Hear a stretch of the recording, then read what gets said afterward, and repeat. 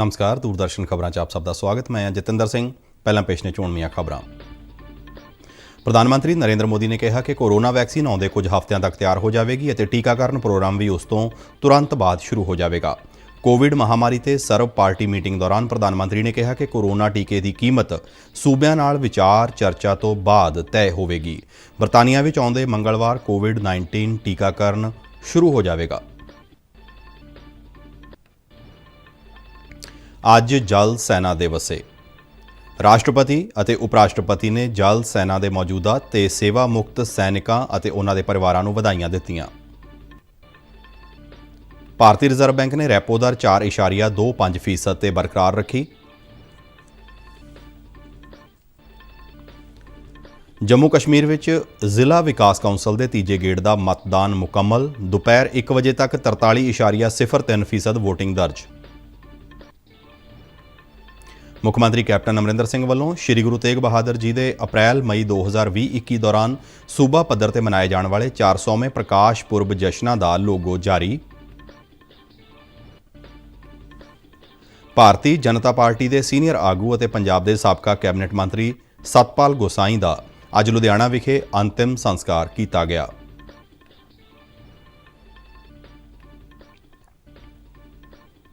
ਭਾਰਤ ਨੇ T20 cricket ਮੈਚਾਂ ਦੀ ਲੜੀ ਦੇ ਪਹਿਲੇ ਮੈਚ ਵਿੱਚ ਆਸਟ੍ਰੇਲੀਆ ਨੂੰ 11 ਦੌੜਾਂ ਦੇ ਫਰਕ ਨਾਲ ਹਰਾਇਆ।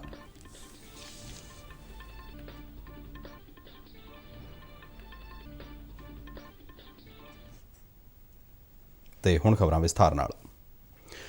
ਪ੍ਰਧਾਨ ਮੰਤਰੀ ਨਰਿੰਦਰ ਮੋਦੀ ਨੇ ਕਿਹਾ ਹੈ ਕਿ ਕੋਰੋਨਾ ਵੈਕਸੀਨ ਆਉਂਦੇ ਕੁਝ ਹਫ਼ਤਿਆਂ ਤੱਕ ਤਿਆਰ ਹੋ ਜਾਵੇਗੀ ਅਤੇ ਟੀਕਾਕਰਨ ਪ੍ਰੋਗਰਾਮ ਵੀ ਉਸ ਤੋਂ ਤੁਰੰਤ ਬਾਅਦ ਸ਼ੁਰੂ ਹੋ ਜਾਵੇਗਾ। ਅੱਜ ਕੋਵਿਡ-19 ਤੇ ਸਰਬ ਪਾਰਟੀ ਮੀਟਿੰਗ ਦੌਰਾਨ ਪ੍ਰਧਾਨ ਮੰਤਰੀ ਨੇ ਕਿਹਾ ਕਿ ਕੋਰੋਨਾ ਵੈਕਸੀਨ ਦੀ ਕੀਮਤ ਵੱਖ-ਵੱਖ ਸੂਬਿਆਂ ਨਾਲ ਚਰਚਾ ਤੋਂ ਬਾਅਦ ਹੀ ਤੈਅ ਕੀਤੀ ਜਾਵੇਗੀ। ਉਨ੍ਹਾਂ ਕਿਹਾ ਕਿ ਇਸ ਸੰਬੰਧੀ ਸੂਬਿਆਂ ਦੀ ਸਲਾਹ ਨੂੰ ਤਰਜੀਹ ਦਿੱਤੀ ਜਾਵੇਗੀ। ਇਸ ਸਰਬ ਪਾਰਟੀ ਮੀਟਿੰਗ ਦੌਰਾਨ ਪ੍ਰਧਾਨ ਮੰਤਰੀ ਨੇ ਕੋਰੋਨਾ ਵੈਕਸੀਨ ਦੇ ਪ੍ਰੀਖਣ ਦੇ ਤਾਜ਼ਾ ਹਾਲਾਤ ਬਾਰੇ ਵਿਸਥਾਰਪੂਰਵਕ ਚਰਚਾ ਕੀਤੀ। ਉਨ੍ਹਾਂ ਦੱਸਿਆ ਕਿ ਕੋਈ 8 ਸੰਭਾਵਿਤ ਕੋਰੋਨਾ ਵੈਕਸੀਨਾਂ ਪ੍ਰੀਖਣ ਦੇ ਵੱਖ-ਵੱਖ ਦੌਰ ਵਿੱਚ ਨੇ, ਜਿਨ੍ਹਾਂ ਦਾ ਉਤਪਾਦਨ ਭਾਰਤ ਵਿੱਚ ਹੀ ਹੋਣਾ ਹੈ। ਉਨ੍ਹਾਂ ਅੱਗੇ ਦੱਸਿਆ ਕਿ ਭਾਰਤ ਦੀਆਂ ਆਪਣੀਆਂ 3 ਕੋਰੋਨਾ ਵੈਕਸੀਨ ਦੇ ਪ੍ਰੀਖਣ ਵੀ ਵੱਖ-ਵੱਖ ਪੜਾਅ ਤੇ ਚੱਲ ਰਹੇ ਨੇ। ਉਨ੍ਹਾਂ ਕਿਹਾ ਕਿ ਵੈਕਸੀਨ ਦੀ ਵੰਡ ਲਈ ਕੇਂਦਰ ਅਤੇ ਸੂਬਾ ਸਰਕਾਰਾਂ ਦੀਆਂ ਟੀਮਾਂ ਰਲ ਕੇ ਕੰਮ ਕਰ ਰਹੀਆਂ ਨੇ। ਪ੍ਰਧਾਨ ਮੰਤਰੀ ਨੇ ਇਸ ਗੱਲ ਤੇ ਖੁਸ਼ੀ ਜ਼ਾਹਰ ਕੀਤੀ ਕਿ ਭਾਰਤ ਵਿੱਚ ਹੋਰਨਾਂ ਦੇਸ਼ਾਂ ਦੇ ਮੁਕਾਬਲੇ ਵੈਕਸੀਨ ਦੀ ਵੰਡ ਵਿੱਚ ਮੁਹਾਰਤ ਅਤੇ ਸਮਰੱਥਾ ਬਿਹਤਰ ਹੈ। ਉਨ੍ਹਾਂ ਕਿਹਾ ਕਿ ਟੀਕਾਕਰਨ ਦੇ ਖੇਤਰ ਵਿੱਚ ਸਾਡੇ ਕੋਲ ਬਹੁਤ ਵੱਡਾ ਅਤੇ ਤਜਰਬੇਕਾਰ ਨੈਟਵਰਕ ਹੈ ਅਤੇ ਅਸੀਂ ਇਸ ਦਾ ਪੂਰਾ ਫਾਇਦਾ ਉਠਾਵਾਂਗੇ। ਕੋਰੋਨਾ ਵੈਕਸੀਨ ਦੀ ਕੀਮਤ ਤੇ ਉਨ੍ਹਾਂ ਕਿਹਾ ਕਿ ਇਸ ਬਾਰੇ ਕੇਂਦਰ ਦੀ ਸੂਬਾ ਸਰਕਾਰਾਂ ਨਾਲ ਗੱਲਬਾਤ ਚੱਲ ਰਹੀ ਹੈ ਅਤੇ ਇਸ ਬਾਰੇ ਫੈਸਲਾ ਜਨਤਕ ਸਿਹਤ ਨੂੰ ਸਰਵਉੱਚ ਤਰਜੀਹ ਦੇਣ ਨੂੰ ਧਿਆਨ ਵਿੱਚ ਰੱਖ ਕੇ ਲਿਆ ਜਾਵੇਗਾ। हरी झंडी मिलेगी, भारत में टीकाकरण अभियान शुरू कर दिया जाएगा। टीकाकरण के पहले चरण में किसे वैक्सीन लगेगी, इसे लेकर भी केंद्र सरकार राज्य सरकारों से मिले सुझावों के आधार पर काम कर रही है। इसमें प्राथमिकता कोरोना के मरीजों के इलाज में जुटे health care workers, frontline workers और जो पहले से गंभीर बीमारियों से जूझ रहे हैं वैसे बुजुर्ग लोगों को दी जाएगी।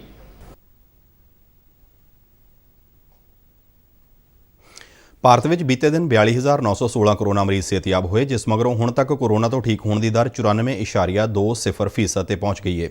ਕੇਂਦਰੀ ਸਿਹਤ ਮੰਤਰਾਲਾ ਦੇ ਅੰਕੜਿਆਂ ਅਨੁਸਾਰ ਹੁਣ ਤੱਕ ਦੇਸ਼ ਵਿੱਚ 90,16,000 ਤੋਂ ਵੱਧ ਮਰੀਜ਼ ਕੋਰੋਨਾ ਤੋਂ ਮੁਕਤ ਹੋ ਚੁੱਕੇ ਨੇ। ਇਸ ਸਮੇਂ ਦੇਸ਼ ਵਿੱਚ ਕੋਰੋਨਾ ਦੀ ਪੁਸ਼ਟੀ ਵਾਲੇ ਕੁੱਲ ਕੇਸਾਂ ਦੇ ਮੁਕਾਬਲੇ ਐਕਟਿਵ ਕੋਰੋਨਾ ਕੇਸਾਂ ਦੀ ਦਰ 4.35% ਬਣਦੀ ਹੈ। ਕੌਮੀ ਪੱਧਰ ਤੇ ਇਸ ਸਮੇਂ 4,16,082 ਐਕਟਿਵ ਕੋਰੋਨਾ ਕੇਸ ਮੌਜੂਦ ਨੇ। ਮੰਤਰਾਲਾ ਨੇ ਦੱਸਿਆ ਹੈ ਕਿ ਬੀਤੇ ਦਿਨ 36,594 ਨਵੇਂ ਕੋਰੋਨਾ ਮਾਮਲੇ ਸਾਹਮਣੇ ਆਏ, ਜਿਸ ਮਗਰੋਂ ਕੋਰੋਨਾ ਦੀ ਪੁਸ਼ਟੀ ਵਾਲੇ ਕੁੱਲ ਮਾਮਲਿਆਂ ਦੀ ਸੰਖਿਆ 95,71 ਨੂੰ ਪਾਰ ਕਰ ਗਈ ਹੈ। ਭਾਰਤ ਵਿੱਚ ਕੋਰੋਨਾ ਦੀ ਕੌਮੀ ਮੌਤ ਦਰ 1.45% ਤੇ ਬਰਕਰਾਰ ਹੈ, ਜੋ ਵਿਸ਼ਵ ਦੇ ਵੱਖ-ਵੱਖ ਮੁਲਕਾਂ ਵਿੱਚੋਂ ਸਭ ਤੋਂ ਘੱਟ ਮੌਤ ਦਰਾਂ ਵਿੱਚ ਸ਼ੁਮਾਰ ਹੈ। ਭਾਰਤ ਵਿੱਚ ਬੀਤੇ ਦਿਨ 540 ਕੋਰੋਨਾ ਮਰੀਜ਼ਾਂ ਦੀ ਮੌਤ ਹੋਈ। ਹੁਣ ਤੱਕ ਕੋਰੋਨਾ ਮਹਾਮਾਰੀ ਕਾਰਨ 1,39,188 ਲੋਕਾਂ ਦੀਆਂ ਜਾਨਾਂ ਜਾ ਚੁੱਕੀਆਂ ਨੇ। ਭਾਰਤੀ ਮੈਡੀਕਲ ਖੋਜ ਕੌਂਸਲ ਅਨੁਸਾਰ ਬੀਤੇ ਦਿਨ 11,70,000 ਤੋਂ ਵੱਧ ਕੋਰੋਨਾ ਟੈਸਟ ਕੀਤੇ ਗਏ ਅਤੇ ਹੁਣ ਤੱਕ ਦੇਸ਼ ਭਰ ਵਿੱਚ 14,47 ਲੱਖ ਤੋਂ ਵੱਧ ਨਮੂਨਿਆਂ ਦੀ ਕੋਰੋਨਾ ਜਾਂਚ ਹੋ ਚੁੱਕੀ ਹੈ। ਇਸ ਦੌਰਾਨ ਭਾਰਤ ਦੇ ਡਰੱਗ ਕੰਟਰੋਲਰ ਜਨਰਲ ਵੱਲੋਂ ਦਵਾਸਾਜ਼ੀ ਕੰਪਨੀ ਜ਼ਾਈਡਸ ਕੈਡਿਲਾ ਦੀ ਕੋਰੋਨਾ ਵੈਕਸੀਨ ਦੇ ਤੀਜੇ ਦੌਰ ਦੇ ਮਨੁੱਖੀ ਪ੍ਰੀਖਣ ਨੂੰ ਮਨਜ਼ੂਰੀ ਦੇ ਦਿੱਤੀ ਗਈ ਹੈ। ਕੰਪਨੀ ਨੇ ਅੱਜ ਦੱਸਿਆ ਕਿ ਇਹ ਪ੍ਰੀਖਣ ਇਸ ਮਹੀਨੇ ਸ਼ੁਰੂ ਹੋਵੇਗਾ, ਜੋ ਦੇਸ਼ ਭਰ ਦੇ 20 ਤੋਂ 25 ਕੇਂਦਰਾਂ ਵਿੱਚ ਕਰਵਾਇਆ ਜਾਵੇਗਾ। ਬਰਤਾਨੀਆ ਵਿੱਚ ਆਉਂਦੇ ਮੰਗਲਵਾਰ ਤੋਂ ਫਾਈਜ਼ਰ ਬਾਇਓਐਨਟੈਕ ਦੀ ਕੋਰੋਨਾ ਵੈਕਸੀਨ ਲਗਾਉਣ ਦਾ ਕੰਮ ਸ਼ੁਰੂ ਕੀਤਾ ਜਾਵੇਗਾ। ਬਰਤਾਨੀਆ ਦੇ ਨੈਸ਼ਨਲ ਹੈਲਥ ਸਰਵਿਸ ਟਰਸਟ ਅਨੁਸਾਰ 8 ਦਸੰਬਰ ਨੂੰ 50 ਵੱਖ-ਵੱਖ ਹਸਪਤਾਲ ਹੱਬਾਂ ਵਿੱਚ ਕੋਰੋਨਾ ਦੇ ਟੀਕੇ ਲਗਾਉਣ ਦੀ ਤਿਆਰੀ ਕੀਤੀ ਗਈ ਹੈ। ਬੀਤੇ ਬੁੱਧਵਾਰ ਕੋਰੋਨਾ ਵੈਕਸੀਨ ਨੂੰ ਪ੍ਰਵਾਨਗੀ ਦੇਣ ਵਾਲਾ ਬਰਤਾਨੀਆ ਵਿਸ਼ਵ ਦਾ ਪਹਿਲਾ ਮੁਲਕ ਬਣ ਗਿਆ ਸੀ।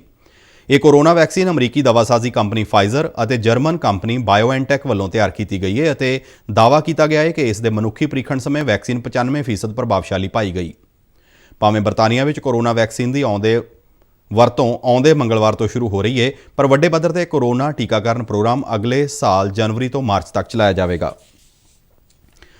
ਅੱਜ ਜਲ ਸੈਨਾ ਦਿਵਸ ਹੈ। ਇਸ ਮੌਕੇ ਰਾਸ਼ਟਰਪਤੀ ਰਾਮਨਾਥ ਕੋਵਿੰਦ ਅਤੇ ਉਪ ਰਾਸ਼ਟਰਪਤੀ ਐਮ ਵੈਂਕਈਆ ਨਾਇਡੂ ਨੇ ਜਲ ਸੈਨਾ ਦੇ ਮੌਜੂਦਾ ਅਤੇ ਸੇਵਾ ਮੁਕਤ ਕਰਮੀਆਂ ਅਤੇ ਉਹਨਾਂ ਦੇ ਪਰਿਵਾਰਾਂ ਨੂੰ ਵਧਾਈਆਂ ਦਿੱਤੀਆਂ ਨੇ। ਆਪਣੇ ਸੁਨੇਹੇ ਵਿੱਚ ਰਾਸ਼ਟਰਪਤੀ ਨੇ ਕਿਹਾ ਕਿ ਦੇਸ਼ ਨੂੰ ਸਮੁੰਦਰੀ ਸੀਮਾਵਾਂ ਦੀ ਰਾਖੀ, ਸਾਡੇ ਵਪਾਰ ਰੂਟਾਂ ਦੀ ਰਾਖੀ ਅਤੇ ਸਿਵਲ ਐਮਰਜੈਂਸੀਆਂ ਦੌਰਾਨ ਜਲ ਸੈਨਾ ਵੱਲੋਂ ਦਿੱਤੀਆਂ ਜਾ ਰਹੀਆਂ ਸੇਵਾਵਾਂ ਪ੍ਰਤੀ ਵਚਨਬੱਧਤਾ ਤੇ ਮਾਣ ਹੈ। ਉਨ੍ਹਾਂ ਕਿਹਾ ਕਿ ਪ੍ਰਮਾਤਮਾ ਕਰੇ ਤੁਸੀਂ ਇਸੇ ਤਰ੍ਹਾਂ ਪਾਣੀਆਂ ਤੇ ਰਾਜ ਕਰਦੇ ਰਹੋ। ਆਪਣੇ ਸੁਨੇਹੇ ਵਿੱਚ ਉਪ ਰਾਸ਼ਟਰਪਤੀ ਨੇ ਕਿਹਾ ਕਿ ਅਸੀਂ ਸਾਰੇ ਆਪਣੇ ਜਲ ਸੈਨਾ ਦੇ ਸੈਨਿਕਾਂ ਨੂੰ ਉਹਨਾਂ ਦੀ ਬਹਾਦਰੀ, ਸਮਰਪਣ ਅਤੇ ਦੇਸ਼ ਭਗਤੀ ਤੇ ਦੇਸ਼ ਦੀ ਰੱਖਿਆ ਲਈ ਨਿਰਸਵਾਰਥ ਸੇਵਾ ਲਈ ਸਲਾਮ ਕਰਦੇ ਹਾਂ। ਉਪ ਰਾਸ਼ਟਰਪਤੀ ਨੇ ਨੇਵੀ ਦੇ ਸੈਨਿਕਾਂ ਅਤੇ ਉਹਨਾਂ ਦੇ ਪਰਿਵਾਰਾਂ ਨੂੰ ਸ਼ੁਭ ਇੱਛਾਵਾਂ ਦਿੱਤੀਆਂ। 1971 ਵਿੱਚ 4 ਪਾਕਿਸਤਾਨੀ ਸਮੁੰਦਰੀ ਜਹਾਜ਼ਾਂ ਨੂੰ ਭਾਰਤੀ ਨੇਵੀ ਵੱਲੋਂ ਤਬਾਹ ਕਰਨ ਦੀ ਯਾਦ ਵਿੱਚ ਹਰ ਸਾਲ 4 ਦਸੰਬਰ ਨੂੰ ਜਲ ਸੈਨਾ ਦਿਵਸ ਮਨਾਇਆ ਜਾਂਦਾ ਹੈ। ਇਸ ਦਿਨ ਦੇਸ਼ ਭਾਰਤੀ ਜਲ ਸੈਨਾ ਦੀ ਭੂਮਿਕਾ ਅਤੇ ਪ੍ਰਾਪਤੀਆਂ ਨੂੰ ਚੇਤੇ ਕਰਦਾ ਹੈ। ਭਾਰਤੀ ਰਿਜ਼ਰਵ ਬੈਂਕ ਦੇ ਗਵਰਨਰ ਸ਼ਕਤੀਕਾਂਤ ਦਾਸ ਨੇ ਕਿਹਾ ਹੈ ਕਿ ਮੁਦਰਾ ਨੀਤੀ ਸਮਿਤੀ ਨੇ ਬੈਂਕਾਂ ਦੀਆਂ ਨੀਤੀਗਤ ਦਰਾਂ ਨੂੰ 4% ਦੇ ਪੱਧਰ ਤੇ ਬਰਕਰਾਰ ਰੱਖਣ ਦਾ ਸਰਬਸੰਮਤੀ ਨਾਲ ਫੈਸਲਾ ਕੀਤਾ ਹੈ। ਉਨ੍ਹਾਂ ਕਿਹਾ ਕਿ ਮਾਰਜਨਲ ਸਟੈਂਡਿੰਗ ਫੈਸਿਲਿਟੀ MSF ਨੂੰ 4.25% ਅਤੇ ਰਿਵਰਸ ਰੈਪੋ ਰੇਟ ਨੂੰ 3.35% ਦੇ ਪੱਧਰ ਤੇ ਜਿਉਂ ਦੀ ਤਿਉਂ ਰੱਖਿਆ ਗਿਆ ਹੈ। ਸ਼ਕਤੀਕਾਂਤ ਦਾਸ ਨੇ ਕਿਹਾ ਕਿ ਕਮੇਟੀ ਦਾ ਵਿਚਾਰ ਸੀ ਕਿ ਫਿਲਹਾਲ ਮੁਦਰਾ ਦੇ ਪਸਾਰ ਦੀ ਦਰ ਉੱਚ ਪੱਧਰ ਤੇ ਬਣੇ ਰਹਿਣ ਦੀ ਸੰਭਾਵਨਾ ਹੈ। ਹਾਲਾਂਕਿ ਖਰੀਫ ਦੀ ਫਸਲ ਦੀ ਭਰਪੂਰ ਸੰਭਾਵਨਾ ਨੂੰ ਦੇਖਦਿਆਂ ਜਲਦ ਖਰਾਬ ਹੋਣ ਵਾਲੀਆਂ ਵਸਤਾਂ ਦੀਆਂ ਕੀਮਤਾਂ ਵਿੱਚ ਸਰਦੀ ਦੇ ਮੌਸਮ ਦੌਰਾਨ ਕਮੀ ਆ ਸਕਦੀ ਹੈ। ਰਿਜ਼ਰਵ ਬੈਂਕ ਦੇ ਗਵਰਨਰ ਨੇ ਕਿਹਾ ਕਿ ਅਰਥ ਵਿਵਸਥਾ ਵਿੱਚ ਮੋਟੇ ਤੌਰ ਤੇ ਸੁਧਾਰ ਦੇ ਸੰਕੇਤ ਨਹੀਂ ਹਨ, ਪਰ ਇਸ ਲਈ ਲਗਾਤਾਰ ਨੀਤੀਗਤ ਸਹਾਇਤਾ ਦੇਣਾ ਜ਼ਰੂਰੀ ਹੋਵੇਗਾ। ਉਨ੍ਹਾਂ ਕਿਹਾ ਕਿ 2020-21 ਵਿੱਚ ਅਸਲ GDP ਵਿਕਾਸ 7.5% ਰਹਿਣ ਦੀ ਸੰਭਾਵਨਾ ਹੈ। ਸ਼ਕਤੀਕਾਂਤ ਦਾਸ ਨੇ ਕਿਹਾ ਕਿ ਪੇਂਡੂ ਮੰਗ ਵਿੱਚ ਸੁਧਾਰ ਨਾਲ ਅਰਥ ਵਿਵਸਥਾ ਹੋਰ ਮਜ਼ਬੂਤ ਹੋਵੇਗੀ, ਜਦਕਿ ਸ਼ਹਿਰੀ ਮੰਗ ਨੇ ਪਹਿਲਾਂ ਹੀ ਜ਼ੋਰ ਫੜਨਾ ਸ਼ੁਰੂ ਕਰ ਦਿੱਤਾ ਹੈ।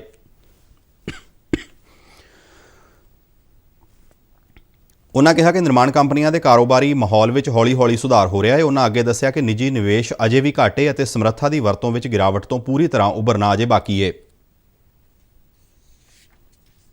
Voted unanimously to leave the policy repo rate unchanged at 4%. It also decided to continue with the accommodative stance of monetary policy as long as necessary, at least through the current financial year and into the next year, to revive growth on a durable basis and mitigate the impact of COVID-19, while ensuring that inflation remains within the target going forward. Jammu Kashmir ਵਿੱਚ ਜ਼ਿਲ੍ਹਾ ਵਿਕਾਸ council ਦੇ ਤੀਜੇ ਗੇੜ ਦਾ ਮਤਦਾਨ ਮੁਕੰਮਲ ਹੋ ਗਿਆ ਹੈ। ਵੋਟਾਂ ਪਾਉਣ ਦਾ ਕੰਮ ਸਵੇਰੇ 7 ਵਜੇ ਤੋਂ ਦੁਪਹਿਰ 2 ਵਜੇ ਤੱਕ ਚੱਲਿਆ। ਸ਼ੁਰੂਆਤੀ ਅੰਕੜਿਆਂ ਅਨੁਸਾਰ ਇਹਨਾਂ ਚੋਣਾਂ ਵਿੱਚ ਦੁਪਹਿਰ 1 ਵਜੇ ਤੱਕ 43.03% ਪੋਲਿੰਗ ਹੋਣ ਦੀਆਂ ਖਬਰਾਂ ਨੇ। ਇਸ ਗੇੜ ਤਹਿਤ ਜ਼ਿਲ੍ਹਾ ਵਿਕਾਸ ਪਰਿਸ਼ਦ ਦੀਆਂ 33 ਸੀਟਾਂ ਤੇ ਵੋਟਾਂ ਪਵਾਈਆਂ ਗਈਆਂ, ਜਿਨ੍ਹਾਂ ਵਿੱਚੋਂ 16 ਸੀਟਾਂ ਕਸ਼ਮੀਰ ਅਤੇ 17 ਸੀਟਾਂ ਜੰਮੂ ਵਿੱਚ ਪੈਂਦੀਆਂ ਨੇ। ਤੀਜੇ ਗੇੜ ਦੀਆਂ ਚੋਣਾਂ ਲਈ ਕੁੱਲ 305 ਉਮੀਦਵਾਰ ਚੋਣ ਮੈਦਾਨ ਵਿੱਚ ਸਨ। ਕਸ਼ਮੀਰ ਵਿੱਚ 166 ਜਦਕਿ ਜੰਮੂ ਵਿੱਚ 139 ਉਮੀਦਵਾਰਾਂ ਦੀ ਕਿਸਮਤ ਦਾ ਅੱਜ ਵੋਟਰਾਂ ਨੇ ਫੈਸਲਾ ਕੀਤਾ। ਕੇਂਦਰ ਸ਼ਾਸਤ ਪ੍ਰਦੇਸ਼ ਵਿੱਚ ਜ਼ਿਲ੍ਹਾ ਵਿਕਾਸ ਕੌਂਸਲ ਦੀਆਂ 280 ਸੀਟਾਂ ਲਈ 8 ਗੇੜਾਂ ਤਹਿਤ ਵੋਟਾਂ ਪਵਾਈਆਂ ਜਾ ਰਹੀਆਂ ਨੇ। ਧਾਰਾ 370 ਦੇ ਹਟਣ ਤੋਂ ਬਾਅਦ ਕੇਂਦਰ ਸ਼ਾਸਤ ਪ੍ਰਦੇਸ਼ ਜੰਮੂ ਕਸ਼ਮੀਰ ਵਿੱਚ ਪਹਿਲੀ ਵਾਰ ਜ਼ਿਲ੍ਹਾ ਵਿਕਾਸ ਕੌਂਸਲ ਦੀਆਂ ਚੋਣਾਂ ਕਰਵਾਈਆਂ ਜਾ ਰਹੀਆਂ ਨੇ। ਇਸੇ ਦੌਰਾਨ ਅੱਜ ਜੰਮੂ ਕਸ਼ਮੀਰ ਦੇ ਅਨੰਤਨਾਗ ਵਿੱਚ ਅਣਪਛਾਤੇ ਹਮਲਾਵਰਾਂ ਵੱਲੋਂ ਆਪਣੀ ਪਾਰਟੀ ਦੇ ਕੋਕਰਨਾਗ ਤੋਂ ਉਮੀਦਵਾਰ ਅਨੀਸ ਉਲ ਇਸਲਾਮ ਨੂੰ ਗੋਲੀਆਂ ਮਾਰ ਕੇ ਗੰਭੀਰ ਜ਼ਖਮੀ ਕਰ ਦਿੱਤਾ ਗਿਆ। ਜੰਮੂ ਅਤੇ ਕਸ਼ਮੀਰ ਦੇ ਸਾਬਕਾ ਮੁੱਖ ਮੰਤਰੀ ਅਤੇ ਨੈਸ਼ਨਲ ਕਾਨਫਰੰਸ ਦੇ ਉਪ ਪ੍ਰਧਾਨ ਉਮਰ ਅਬਦੁੱਲਾ ਅਤੇ CPIM ਦੇ ਆਗੂ ਮੁਹੰਮਦ ਯੂਸਫ ਤਾਰਿਗਾਮੀ ਨੇ ਇਸ ਹਮਲੇ ਦੀ ਨਿਖੇਧੀ ਕੀਤੀ ਹੈ। ਪੰਜਾਬ ਦੇ ਮੁੱਖ ਮੰਤਰੀ ਕੈਪਟਨ ਅਮਰਿੰਦਰ ਸਿੰਘ ਨੇ ਅੱਜ ਸ਼੍ਰੀ ਗੁਰੂ ਤੇਗ ਬਹਾਦਰ ਜੀ ਦੇ ਅਪ੍ਰੈਲ-ਮਈ 2020-21 ਦੌਰਾਨ ਸੂਬਾ ਪੱਧਰ ਤੇ ਮਨਾਏ ਜਾਣ ਵਾਲੇ 400ਵੇਂ ਪ੍ਰਕਾਸ਼ ਪੁਰਬ ਜਸ਼ਨਾਂ ਦਾ ਲੋਗੋ ਵਰਚੁਅਲ ਢੰਗ ਨਾਲ ਜਾਰੀ ਕੀਤਾ। ਪਹਿਲਾਂ ਪ੍ਰਸਤਾਵਿਤ 2 ਪੜਾਵਾਂ ਦੇ ਜਸ਼ਨਾਂ ਦੀ ਥਾਂ ਕੋਵਿਡ ਕਰਕੇ ਹੁਣ ਇਹ ਜਸ਼ਨ ਇੱਕੋ ਪੜਾਅ ਵਿੱਚ ਮਨਾਏ ਜਾਣਗੇ। ਇਨ੍ਹਾਂ ਸਮਾਗਮਾਂ ਸੰਬੰਧੀ ਕਾਰਜਕਾਰੀ ਮੀਟਿੰਗ ਦੀ ਪ੍ਰਧਾਨਗੀ ਕਰਦਿਆਂ ਮੁੱਖ ਮੰਤਰੀ ਨੇ ਸੁਝਾਅ ਦਿੱਤਾ ਕਿ ਦੇਸ਼ ਦੇ ਧਰਮ ਨਿਰਪੱਖ ਢਾਂਚੇ ਨੂੰ ਦੇਖਦਿਆਂ ਹਿੰਦ ਦੀ ਚਾਦਰ ਦੇ ਸਾਲ ਭਰ ਦੇ ਜਸ਼ਨਾਂ ਨੂੰ ਸਰਬ ਧਰਮ ਵਜੋਂ ਸਥਾਪਿਤ ਕੀਤਾ ਜਾਵੇ। ਵਰਚੁਅਲ ਮੀਟਿੰਗ ਦੌਰਾਨ ਇਹ ਵੀ ਤੈਅ ਕੀਤਾ ਗਿਆ ਕਿ ਮੁੱਖ ਪ੍ਰੋਗਰਾਮ 23 ਅਪ੍ਰੈਲ 2021 ਨੂੰ ਸ਼ੁਰੂ ਹੋ ਕੇ 1 ਮਈ ਨੂੰ ਸ਼ਾਨਦਾਰ ਢੰਗ ਨਾਲ ਸਮਾਪਤ ਹੋਵੇਗਾ। ਅੰਮ੍ਰਿਤਸਰ ਵਿਖੇ ਸ੍ਰੀ ਗੁਰੂ ਤੇਗ ਬਹਾਦਰ ਜੀ ਦੇ ਜਨਮ ਸਥਾਨ ਗੁਰੂ ਕਾ ਮਹਿਲ ਤੋਂ 23 ਅਪ੍ਰੈਲ ਨੂੰ ਇੱਕ ਨਗਰ ਕੀਰਤਨ ਸ਼ੁਰੂ ਹੋ ਕੇ ਬਾਬਾ ਬਕਾਲਾ ਵਿਖੇ ਪਹੁੰਚੇਗਾ ਅਤੇ ਜਸ਼ਨਾਂ ਦੀ ਸ਼ੁਰੂਆਤ ਕਰੇਗਾ। ਇਸ ਇਤਿਹਾਸਕ ਮੌਕੇ ਕੀਤੇ ਜਾਣ ਵਾਲੇ ਵਿਕਾਸ ਕੰਮਾਂ ਦੀ ਤਜਵੀਜ਼ ਤਿਆਰ ਕਰਨ ਲਈ ਸੈਰ ਸਪਾਟਾ ਮੰਤਰੀ ਚਰਨਜੀਤ ਸਿੰਘ ਨੂੰ ਨਿਰਦੇਸ਼ ਦਿੰਦਿਆਂ ਮੁੱਖ ਮੰਤਰੀ ਨੇ ਕਿਹਾ ਕਿ ਗੁਰੂ ਤੇਗ ਬਹਾਦਰ ਜੀ ਨਾਲ ਸੰਬੰਧਿਤ ਸੂਬੇ ਦੇ ਸਾਰੇ 103 ਪੇਂਡੂ ਅਤੇ ਸ਼ਹਿਰੀ ਖੇਤਰਾਂ ਵਿੱਚ ਵਿਸ਼ੇਸ਼ ਕਾਰਜ ਕੀਤੇ ਜਾਣਗੇ। ਉਨ੍ਹਾਂ ਸੁਝਾਅ ਦਿੱਤਾ ਕਿ ਇਸ ਸੰਬੰਧ ਵਿੱਚ 80 ਪਿੰਡਾਂ ਵਿੱਚੋਂ ਹਰ ਇੱਕ ਨੂੰ 40 ਤੋਂ 50 ਲੱਖ ਰੁਪਏ ਅਤੇ 23 ਸ਼ਹਿਰੀ ਖੇਤਰਾਂ ਨੂੰ ਵਿਕਾਸ ਲਈ 1 ਕਰੋੜ ਰੁਪਏ ਦੀ ਰਕਮ ਅਲਾਟ ਕੀਤੀ ਜਾਵੇ। ਵਿਧਾਨ ਸਭਾ ਦੇ ਸਪੀਕਰ ਅਤੇ ਵਿਧਾਨਕਾਰ ਰਾਣਾ KP ਸਿੰਘ ਨੇ ਸੁਝਾਅ ਦਿੱਤਾ ਕਿ ਗੁਰੂ ਸਾਹਿਬ ਨਾਲ ਜੁੜੇ 2 ਕਸਬਿਆਂ ਸ਼੍ਰੀ ਅਨੰਦਪੁਰ ਸਾਹਿਬ ਅਤੇ ਕੀਰਤਪੁਰ ਸਾਹਿਬ ਲਈ ਵੱਖਰੇ ਤੌਰ ਤੇ ਵਿਕਾਸ ਪ੍ਰੋਜੈਕਟ ਦੇ ਫੰਡ ਦਾ ਉਪਬੰਧ ਕੀਤਾ ਜਾਵੇ, ਉਹਨਾਂ ਨੂੰ ਜਿਸ ਨੂੰ ਕੈਪਟਨ ਅਮਰਿੰਦਰ ਸਿੰਘ ਨੇ ਪ੍ਰਵਾਨ ਕਰ ਲਿਆ। ਅੱਜ ਅੰਮ੍ਰਿਤਸਰ ਵਿੱਚ ਸ਼੍ਰੋਮਣੀ ਗੁਰਦੁਆਰਾ ਪ੍ਰਬੰਧਕ ਕਮੇਟੀ ਦੀ ਨਵ ਨਿਯੁਕਤ ਪ੍ਰਧਾਨ ਬੀਬੀ ਜਗੀਰ ਕੌਰ ਦੀ ਅਗਵਾਈ ਵਿੱਚ ਅੰਤਰਿਮ ਕਮੇਟੀ ਦੀ ਮੀਟਿੰਗ ਦੌਰਾਨ ਕਈ ਅਹਿਮ ਫੈਸਲੇ ਲਏ ਗਏ। ਕਮੇਟੀ ਨੇ ਆ ਰਹੀਆਂ ਸ਼ਤਾਬਦੀਆਂ ਨੂੰ ਵੱਡੇ ਪੱਧਰ ਤੇ ਮਨਾਉਣ ਲਈ ਸਿੱਖ ਵਿਦਵਾਨਾਂ, ਬੁੱਧੀਜੀਵੀਆਂ, ਮਹਾਂਪੁਰਖਾਂ ਅਤੇ ਪ੍ਰਚਾਰਕਾਂ ਦੀਆਂ ਕਮੇਟੀਆਂ ਬਣਾਉਣ ਦਾ ਫੈਸਲਾ ਕੀਤਾ। ਬੀਬੀ ਜਗੀਰ ਕੌਰ ਨੇ ਕਿਹਾ ਕਿ ਸ਼੍ਰੀ ਨਨਕਾਣਾ ਸਾਹਿਬ ਦੇ ਸ਼ਹੀਦੀ ਸਾਕੇ ਦੇ 100 ਸਾਲਾ ਅਤੇ 9ਵੀਂ ਪਾਤਸ਼ਾਹੀ ਸ਼੍ਰੀ ਗੁਰੂ ਤੇਗ ਬਹਾਦਰ ਜੀ ਦੇ 400 ਸਾਲਾ ਪ੍ਰਕਾਸ਼ ਪੁਰਬ ਲਈ ਪ੍ਰੋਗਰਾਮ ਉਲੀਕਣ ਲਈ ਜਲਦ ਹੀ ਕਮੇਟੀਆਂ ਗਠਿਤ ਕਰਕੇ ਇਕੱਤਰਤਾ ਕੀਤੀ ਜਾਵੇਗੀ। ਇਸ ਤੋਂ ਇਲਾਵਾ ਸ਼੍ਰੋਮਣੀ ਕਮੇਟੀ ਦੀ ਸਥਾਪਨਾ ਸ਼ਤਾਬਦੀ ਸੰਬੰਧੀ ਸਾਲ ਭਰ ਚੱਲਣ ਵਾਲੇ ਸਮਾਗਮਾਂ ਦੀ ਰੂਪਰੇਖਾ ਵੀ ਤਿਆਰ ਕੀਤੀ ਜਾ ਰਹੀ ਹੈ। ਅੱਜ ਦੀ ਮੀਟਿੰਗ ਵਿੱਚ SGPC ਨੇ ਕਿਸਾਨ ਸੰਘਰਸ਼ ਦੌਰਾਨ ਆਪਣੀਆਂ ਜਾਨਾਂ ਗਵਾਉਣ ਵਾਲੇ 7 ਕਿਸਾਨਾਂ ਦੇ ਪਰਿਵਾਰਾਂ ਨੂੰ 1-1 ਲੱਖ ਰੁਪਏ ਦੀ ਮਾਲੀ ਸਹਾਇਤਾ ਦੇਣ ਦਾ ਫੈਸਲਾ ਕੀਤਾ। ਇਸ ਤੋਂ ਇਲਾਵਾ ਕਿਸਾਨਾਂ ਦੀ ਚੜ੍ਹਦੀ ਕਲਾ ਤੇ ਸੰਘਰਸ਼ ਦੀ ਕਾਮਯਾਬੀ ਲਈ ਸ਼੍ਰੋਮਣੀ ਕਮੇਟੀ ਵੱਲੋਂ ਇਤਿਹਾਸਕ ਗੁਰਦੁਆਰਾ ਅੰਦਰ 7 ਦਸੰਬਰ ਨੂੰ ਸਵੇਰੇ 8 ਵਜੇ ਤੋਂ 9 ਵਜੇ ਤੱਕ ਅਰਦਾਸ ਸਮਾਗਮ ਕਰਵਾਉਣ ਦਾ ਵੀ ਫੈਸਲਾ ਕੀਤਾ ਗਿਆ। ਭਾਰਤੀ ਜਨਤਾ ਪਾਰਟੀ ਦੇ ਸੀਨੀਅਰ ਆਗੂ ਅਤੇ ਪੰਜਾਬ ਦੇ ਸਾਬਕਾ ਕੈਬਨਿਟ ਮੰਤਰੀ ਸਤਪਾਲ ਗੋਸਾਈਂ ਦਾ ਅੱਜ ਲੁਧਿਆਣਾ ਵਿਖੇ ਅੰਤਿਮ ਸੰਸਕਾਰ ਕਰ ਦਿੱਤਾ ਗਿਆ। ਸਤਪਾਲ ਗੋਸਾਈਂ 1 ਦਸੰਬਰ ਨੂੰ ਅਕਾਲ ਚਲਾਣਾ ਕਰ ਗਏ ਸਨ। ਅੰਤਿਮ ਸੰਸਕਾਰ ਤੋਂ ਪਹਿਲਾਂ ਸਤਪਾਲ ਗੋਸਾਈਂ ਦੇ ਅੰਤਿਮ ਦਰਸ਼ਨਾਂ ਲਈ ਉਹਨਾਂ ਦੀ ਮ੍ਰਿਤਕ ਦੇਹ ਨੂੰ ਉਹਨਾਂ ਦੇ ਗ੍ਰਹਿ ਨਿਵਾਸ ਸਾਹਮਣੇ ਪਾਰਕ ਵਿੱਚ ਦੁਪਹਿਰ 12 ਵਜੇ ਤੋਂ ਰੱਖਿਆ ਗਿਆ, ਜਿੱਥੇ ਵੱਡੀ ਗਿਣਤੀ ਵਿੱਚ ਧਾਰਮਿਕ, ਸਿਆਸੀ ਅਤੇ ਸਮਾਜਿਕ ਸੰਸਥਾਵਾਂ ਨਾਲ ਸੰਬੰਧਿਤ ਸ਼ਖਸੀਅਤਾਂ ਨੇ ਸ਼ਰਧਾਂਜਲੀਆਂ ਭੇਂਟ ਕੀਤੀਆਂ। ਸ਼ਰਧਾਂਜਲੀਆਂ ਦੇਣ ਵਾਲਿਆਂ ਵਿੱਚ ਭਾਜਪਾ ਦੇ ਪੰਜਾਬ ਪ੍ਰਧਾਨ ਅਸ਼ਵਨੀ ਸ਼ਰਮਾ, ਜਨਰਲ ਸਕੱਤਰ ਦਿਨੇਸ਼ ਕੁਮਾਰ ਅਤੇ ਜੀਵਨ ਗੁਪਤਾ, ਰਜਿੰਦਰ ਭੰਡਾਰੀ, ਅਨਿਲ ਸਰੀਨ, ਲక్ష్ਮੀਕਾਂਤਾ ਚਾਵਲਾ, KD ਭੰਡਾਰੀ, ਮਦਨ ਮੋਹਨ ਮਿੱਤਲ ਤੋਂ ਇਲਾਵਾ ਪੰਜਾਬ ਦੇ ਸਿਵਲ ਸਪਲਾਈ ਮੰਤਰੀ ਭਾਰਤ ਭੂਸ਼ਣ ਆਸ਼ੂ ਵੀ ਸ਼ਾਮਲ ਸਨ। ਲੁਧਿਆਣਾ ਦੇ ਪੁਲਿਸ ਕਮਿਸ਼ਨਰ ਰਾਕੇਸ਼ ਅਗਰਵਾਲ ਅਤੇ ਡਿਪਟੀ ਕਮਿਸ਼ਨਰ ਵਰਿੰਦਰ ਕੁਮਾਰ ਵੀ ਮੌਕੇ ਤੇ ਮੌਜੂਦ ਸਨ ਅਤੇ ਉਹਨਾਂ ਵਿਛੜੀ ਰੂਹ ਨੂੰ ਸ਼ਰਧਾਂਜਲੀਆਂ ਦਿੱਤੀਆਂ।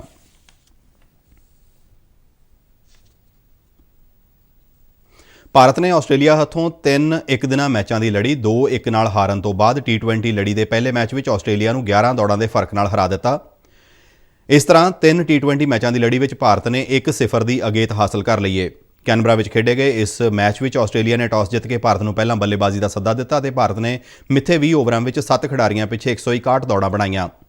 ਭਾਰਤ ਵੱਲੋਂ ਰਵਿੰਦਰ ਜਡੇਜਾ ਨੇ ਸਭ ਤੋਂ ਵੱਧ 44 ਦੌੜਾਂ ਦਾ ਯੋਗਦਾਨ ਪਾਇਆ।